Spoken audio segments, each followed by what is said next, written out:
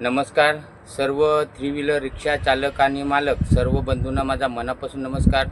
या व्हिडिओमध्ये मी तुम्हाला आपल्या बजाज गोगो या इलेक्ट्रिक रिक्षाबद्दल तुम्हाला पूर्ण माहिती देणार आहे। त्याच्यामुळे तुम्ही माझ्या चॅनलवर नवीन असाल तर माझ्या चॅनलला सबस्क्राईब करा, व्हिडिओ इतर लोकांना शेअर करा आणि माझ्या व्हिडिओला लाईक करा। तसेच हे माझे शेतीचे चॅनल आहे, त्याच्यामुळे माझ्या सर्व शेतकरी बंधूंना माझा मनापासून नमस्कार। या व्हिडिओमध्ये मी तुम्हाला जी माहिती देणार आहे ती तुम्ही पूर्ण बघा आणि माझ्या व्हिडिओला लाईक करा आणि माझ्या चॅनलला सबस्क्राईब करा आणि व्हिडिओ माझा इतर लोकांना शेअर करा। हा बघू शकता अशा पद्धतीने बजाज गोगो इलेक्ट्रिकचा पुढचा लुक आहे, समोरचा लुक आहे आणि एकदम चांगला आहे। रिक्षा एकदम चांगली आहे। या ठिकाणी बघू शकता हे बजाज गोगो कंपनीचं लोगो आहे आणि ही बजाजची रिक्षा आहे, इलेक्ट्रिक रिक्षा आहे। तर तुम्ही आपण पूर्ण हेडलाईटपासून चालू करू। ही हेडलाईट आहे आणि याच्यामध्ये तुम्हाला एकदम LED बल्ब आहेत आणि पाहिजे तसा रात्रीच्या वेळी उजेड पडतो। तुम्हाला ड्रायव्हिंग करताना अंधाराच्या वेळी कुठलाही त्रास होत नाही। त्याच्या साईडला तुम्ही बघू शकता हे या ठिकाणी हे सिग्नल आहेत, आपल्याला ज्या साईडला फिरायचं त्या साईडला सिग्नलची लाईट चांगल्या पद्धतीने दिलेली आहे। या साईडला बघू शकता हे साईड मिरर आहेत, त्या साईडला आणि या साईडला दोन्ही साईडला एकदम मजबूत आणि मोठे मिरर दिलेले आहेत। आणि हे वायफर आहे, हे वायफर आहे पावसाळ्याच्या वेळी या वायफरचा आपल्याला काचेवर पाणी साफ करण्यासाठी वापर होतो। त्याच्यानंतर ही काच आहे, मजबूत आहे आणि सिंगलमध्ये काच आहे, पूर्ण एकच प्रकारची काच आहे। जुन्याच्या वेळी असे मध्ये काच यायची आणि यासाठी प्लास्टिक यायची, काचेची यायची। त्याच्यानंतर हे या ठिकाणी बघू शकता हे मरगड आहे, हे मरगड एकदम स्टीलचं पत्र्याचं आहे आणि मजबूत मरगड आहे। त्याच्यानंतर टायरचा जर विचार केला तर टायर हे छोट्या हातीला लागतात त्या पद्धतीचे आहेत, परंतु छोट्या हातीला 145 80/12 हा टायर लागतो, परंतु या गोगो रिक्षाला 120 80/12 या पद्धतीचे टायर आहेत। टायर एकदम मजबूत आणि हाईट आहे, त्याच्यामुळं रिक्षाला एकदम हाईट येते। पावसाळ्याच्या वेळी पाणी लागण्याची शक्यता कमी होते। त्याच्यानंतर तुम्ही हे बघू शकता अशा पद्धतीने पूर्ण गाडीचा लुक आहे, एकदम चांगला आहे। या पद्धतीनं अशी रिक्षा बनवलेली आहे।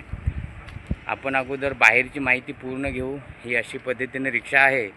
या साईडला मी या ठिकाणी एक्स्ट्रा शीट लावलेले आहेत। आपल्या खेडेगावात असल्यामुळं आपल्याला 6 शीट न्यावे लागतात, त्याच्यामुळे साईडला एक शीट त्या साईडला एक शीट अशा 2 शीट बनवलेले आहेत। त्याच्यानंतर तुम्ही या ठिकाणी बघू शकता या ठिकाणी आपल्या इलेक्ट्रिक रिक्षाला चार्जिंग करण्यासाठी एक चार्जरचा पॉईंट दिलेला आहे। हे बघू शकता इथं या ठिकाणी तो लोगो लावला आहे इलेक्ट्रिक असल्याचा। त्याच्यानंतर मी तुम्हाला हे दाखवू, हे बघा या ठिकाणी चार्जिंग पॉईंट दिलेला आपल्याला जे चार्जर दिलं जातं त्याचा एक पॉईंट या ठिकाणी काढून असा या ठिकाणी लावून घ्यायचा आहे। इथं लावल्यानंतर तुम्ही तिकडे चार्जर पिन लावून आणि ते तुम्ही चार्जिंग करू शकता। हे पूर्ण हा बुच इथं या ठिकाणी लावून घ्यायचा आहे, कचरा जाऊ नये, माती जाऊ नये, पाणी लागू नये म्हणून अशा पद्धतीने दिलेले आहे। तर हा आपण जी रिक्षा चालू करण्यासाठी वापर करतो त्याच चावीचा वापर या ठिकाणी केलेला आहे। त्याच्यानंतर आपण हे या ठिकाणी प्लास्टिकचं मरगड दिलेलं आहे। मागच्या साईडला बघू शकता अशा पद्धतीने रिक्षाचा लुक आहे। या ठिकाणी हे बघा असा मागचा लुक आहे। या ठिकाणी सुद्धा बजाज गोगो अशा प्रकारचा लोगो दिलेला आहे। आता तुम्हाला याच्यामध्ये मागच्या साईडला काय आहे ते तुम्हाला दाखवून देतो।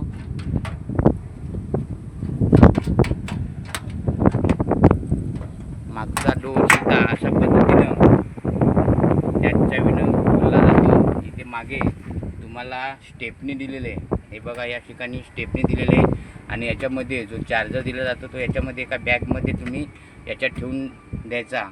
त्याच्यानंतर या ठिकाणी त्यांचे ते किट दिलेले आहेत चार्जिंग होण्यासाठी, केबल कॉईल वगैरे काय असतील ते। आणि या ठिकाणी हा टायर पंक्चर झाला तर खोलण्यासाठी हा जॅक दिलेला आहे। या ठिकाणी अशा पद्धतीनं त्याची मांडणी हे बघू शकता। या ठिकाणी हा गिअरबॉक्स आहे आणि त्याच्या पुढच्या साईडला ती मोटर आहे, हा गिअरबॉक्स आहे।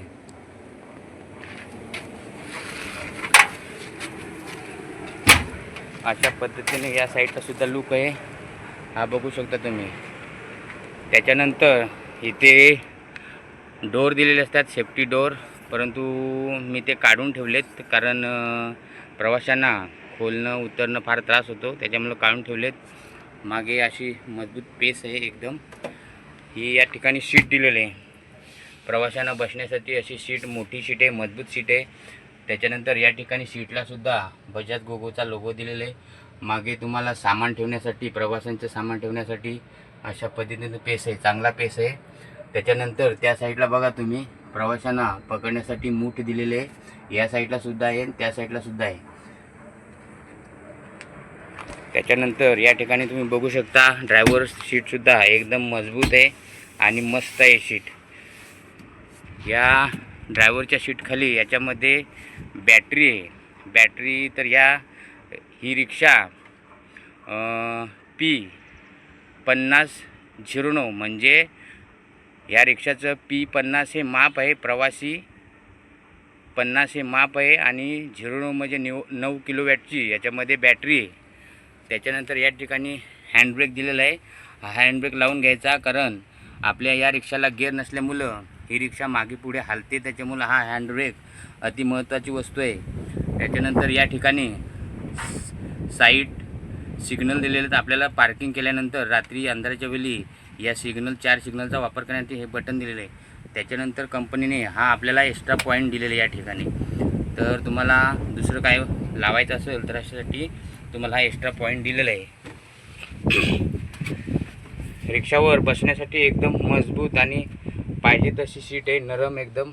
आणि अशा पद्धतीनं समोर आतमधला ड्रायव्हरचा लुक आहे. ही स्टेअरिंग आहे. तर या स्टेअरिंगला तुम्हाला पुढची माहिती देतो. बघा, या ठिकाणी हा बजाज कंपनीचा पुन्हा लोगो लावलेला आहे. आणि या ठिकाणी आपल्याला बघा, तुम्हाला चावी ऑन करून दाखवतो. या ठिकाणी तुमची चार्जिंग इथे माझ्या याच्यामध्ये 2 गाड्या राहिलेल्या आहेत, म्हणजे ही 69 किलोमीटर चालेल असं या ठिकाणी दिसलं जातं आहे. हा 69 किलोमीटर चालेल, या 2 गाड्यांना 69 किलोमीटर चालेल असा त्याचा अर्थ आहे. हे न्यूट्रल आहे, या ठिकाणी न्यूट्रल आहे. या ठिकाणी तुम्हाला हेडलाईट जी चालू आहे थोडी नॉर्मल प्रकारची, आता नवीन गाड्यांना अशा पद्धतीनं लाईट चालूच राहणं हा फंक्शन आलेलं आहे, त्याच्यामुळे या पद्धतीने ही लाईट चालू आहे. आणि हे चिन्ह आहे, हे हँडब्रेकचं आहे. त्याच्यानंतर तुम्हाला पूर्ण माहिती देतो. बघा, या ठिकाणी हे डी मोड आहे. डी मोड म्हणजे ड्राईव्ह मोड. याच्यावर आपण गाडी चालवायची असते. या मोडवर 40 ते 42च्या वेगाने गाडी पळते. त्याच्यानंतर हा एम मोड आहे, याच्यावर जास्त पॉवर भेटते. एम मोडवर गाडी 50 ते 52च्या वेगाने गाडी चालते. त्याच्यानंतर या ठिकाणी हा रिव्हर्स गिअर आहे. त्याच्यानंतर हे या ठिकाणी न्यूट्रल बटन आहे. या ठिकाणी खाली या साईडला हे सिग्नल बल्ब आहेत. ज्या ठिकाणी आपल्याला ज्या साईडला फिरायचं असेल त्या साईडला फिरण्यासाठी या साईडला इकडे सिग्नल पेटेल, त्या साईडला लावला तर त्या साईडचा सिग्नल पेटेल. त्याच्यानंतर खाली हे हॉर्नचं बटन आहे. या ठिकाणी आपल्याला हॉर्नचं बटन आहे. त्याच्यानंतर या साईडला तुम्ही बघू शकता, हे बटन हे वायफरचं बटन आहे. आपल्याला पावसाळ्याच्या वेळी त्याचं फार महत्त्वाचं काम आहे. आणि या साईडला हे लाईटचं बटन आहे. तुम्ही बघू शकता, हे चिन्ह लाईटचं दिलेलं आहे. जर तुम्ही असं पुढं केलं तर लाईट पेटणार. लाईट पेटल्यानंतर ही बघा, माझी ही डिफरवर आहे. त्याच्यानंतर या साईडला ऑफर डिफर असं बटन दिलेलं आहे, म्हणजे तुम्ही प्रकाश कमी जास्त करू शकता. ऑफर डिफरचं बटन आहे, हे बघू शकता, अशा पद्धतीनं आहे. त्याच्यानंतर हा चावी स्विच आहे. या ठिकाणी चावी लावल्यानंतर गाडी तुम्ही चालवण्यासाठी त्याचा वापर होऊ शकतो. त्याच्यानंतर बघा पुढे तुम्ही या ठिकाणी हे आपल्याला चार्जिंग पॉईंट दिलेले आहे. या ठिकाणी आपण जे घरी मोबाईल चार्जर असतं त्या चार्जरला जी पिन असते ती पिनची वायरच फक्त पिन या ठिकाणी लावायची. चार्जर अखंड चार्जर घेण्याची गरज नाही. या ठिकाणी लावलं आणि चावी ऑन केली तर तुमचा मोबाईल हा चार्जिंग होऊ शकतो. त्याच्यानंतर एक्स्ट्रा या ठिकाणी सुद्धा चार्जर दिलेले हे बघू शकता. या ठिकाणी तुम्ही पर्सनल चार्जर घेऊन या ठिकाणी चार्जर लावून तुम्ही मोबाईल तुमचा चार्जिंग करू शकता. या ठिकाणी आपल्याला ही डिक्की दिलेली आहे. याच्यामध्ये जी गाडीला चावी लागते ती चावी या ठिकाणी लागते. याच्यामध्ये तुम्ही थोडेफार पेपर वगैरे काहीतरी ठेवू शकता. त्याच्यानंतर या ठिकाणी तुम्हाला चिल्लर वगैरे ठेवण्यासाठी एक एक्स्ट्रा खण दिलेलं आहे. त्याच्यानंतर हे बघू शकता, या ठिकाणी तुम्हाला असा पेपर वगैरे ठेवण्यासाठी असा बॉक्स दिलेला आहे. याच्यामध्ये तुम्ही अति महत्त्वाचे पेपर ठेवू नका, कारण हे ओपनली असते. हे लॉक खोलून तुमचे पेपर चोरी होण्याची शक्यता असते. त्याच्यानंतर या ठिकाणी बघा, या ठिकाणी ही लाईट दिलेली आहे. रात्रीच्या वेळी तुम्हाला पैसे सुटे देण्या घेण्यासाठी याचा वापर होऊ शकतो. या बटनावरच ही लाईट लागते. हे बघा, ही अशा पद्धतीने ते नॉर्मल आहे, त्याच्यामुळं थोडं हल्लं तर हे होतं आहे. अशी बंद होते, अशी चालू होते. बघा, अशा पद्धतीने त्याचा सिस्टीम दिलेलं आहे. तर या गाडीचे फायदे तुम्हाला सांगतो. या गाडीचे फायदे एकदम भरपूर आहेत. गाडी चालायला स्मूथ चालते. त्याच्यानंतर आपल्याला घरच्या घरी मीटरला चार्जिंगचा पॉईंट दिलेला आहे, कंपनी बसवून देते. आणि त्या ठिकाणी तुम्ही घरच्या घरी हिला चार्ज करू शकता. चार्ज करण्यासाठी, फुल चार्ज करण्यासाठी कमीत कमी 3-3.25 तासामध्ये फुल चार्ज होते. फुल चार्ज झाल्यानंतर तुमची गाडी कमीत कमी 150 किलोमीटर ही चालते. आणि त्याच्यासाठी तुम्हाला आपल्याकडे युनिट, तुमच्याकडे लाईटचं युनिटचं बिल किती आहे त्याच्यावरून तुमचं किंमत वाढते. 4 युनिट संपलं तर तुमचं आमच्याकडे 7चा युनिटचा भाव आहे, त्याच्यामुळं 28 रुपयामध्ये फुल चार्ज होते. आणि तुम्ही दिवसभर त्याच्यावर धंदा करू शकता. कमीत कमी 2000पर्यंत 30 रुपयात धंदा करू शकता. या गाडीचे हे फायदे आहेत. आणि त्याच्यानंतर या गाडीचे नुकसान तुम्हाला सांगतो की ही गाडी तुम्हाला, तुमच्याकडे जर लाईट 200 वॅटपेक्षा 200 ते 240 वॅटची जर तुमच्याकडे लाईट असेल तरच या गाडीची ऑफर करा तुम्ही.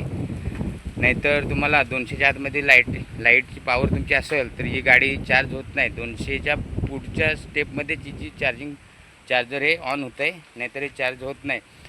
त्याच्यानंतर ही गाडी तुम्हाला, हे हँडब्रेक फार महत्त्वाची गोष्ट आहे. कारण लक्षात ठेवा, या ठिकाणी तुम्ही चढाव किंवा कुठल्या ठिकाणी ही गाडी जर पार्किंग करून ठेवली आणि अशावेळी तुमच्या गाडीमध्ये मुलं बसत असतील, कोणी पण तुमचं जर मुलं वगैरे कोण बसत असतील, तर या हँडब्रेक हा फार महत्त्वाचा आहे. हँडब्रेकवर तुम्ही भरोसा लावून ठेवू नका, पार्किंग करू नका टेकडीच्या ठिकाणी, डोंगराच्या ठिकाणी. या हँडब्रेक लावल्यानंतर तुमची मुलं चुकून हँडब्रेक काढला तर ही गाडी तुमची पूर्ण खबारात जाण्याची शक्यता असते.